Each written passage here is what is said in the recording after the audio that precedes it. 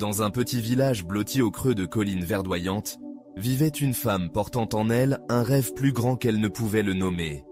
Chaque jour, elle se levait avant l'aube dans sa modeste demeure, où flottait l'odeur du pain tout juste sorti du four. Elle soignait son jardin, raccommodait des vêtements usés et veillait sur ceux qui l'entouraient. Mais au fond de son cœur brûlait un désir ardent, écrire des histoires capables de toucher l'âme d'autrui, d'allumer en eux l'étincelle que ses rêves faisaient naître en elle. Elle imaginait des pages remplies de mots, des récits qui survivraient au temps.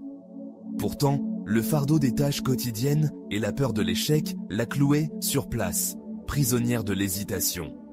Chaque soir, lorsque le soleil glissait derrière les collines, elle s'asseyait près de la fenêtre, un cahier ouvert mais vierge devant elle. Son esprit bouillonnait d'idées, vibrante et pleine de vie, mais elle restait captive, informe. Elle regardait le monde et voyait d'autres personnes, celles qui avaient déjà donné vie à leurs rêves. Leurs livres garnissaient les étagères, leurs noms résonnaient dans des murmures d'admiration. Elle comparait son immobilité à leur élan, ses pages blanches à leurs œuvres achevées. Cette comparaison était un voleur, dérobant son courage, lui laissant le sentiment qu'elle était trop en retard, trop insignifiante, trop ordinaire pour commencer. Un matin, alors qu'elle travaillait dans son jardin, elle remarqua une jeune pousse perçant la terre durcie. Elle était fragile, à peine un point de verre, mais elle avait triomphé de l'obstacle pour atteindre la lumière. Elle s'arrêta, les mains encore dans la terre, et l'observa. La pousse ne vacillait pas, ne se comparait pas aux arbres majestueux, ni aux fleurs éclatantes qui l'entouraient. Elle se contentait de s'étirer vers le soleil, petit à petit, avec détermination.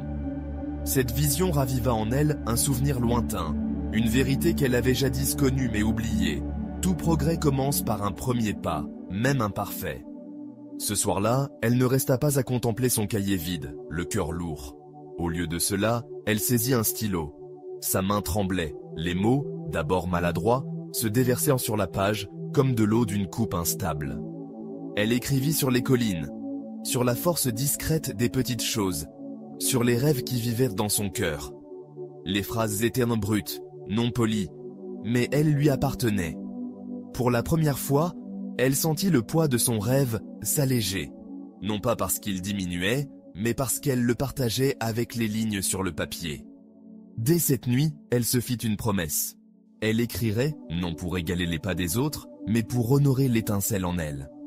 Chaque jour, elle réservait des instants, si brefs soient-ils, pour poser des mots. Certains jours, les mots coulaient, traçant des images qui faisaient vibrer son cœur. D'autres jours, ils s'arrêtaient, chaque phrase étant un combat. Mais elle ne voyait plus ces difficultés comme des preuves d'échec. C'était dans la terre, la pluie, le soleil, des éléments nécessaires à sa croissance. Elle cultivait son écriture comme elle cultivait son jardin, avec patience et persévérance, confiante que ses efforts porteraient leurs fruits.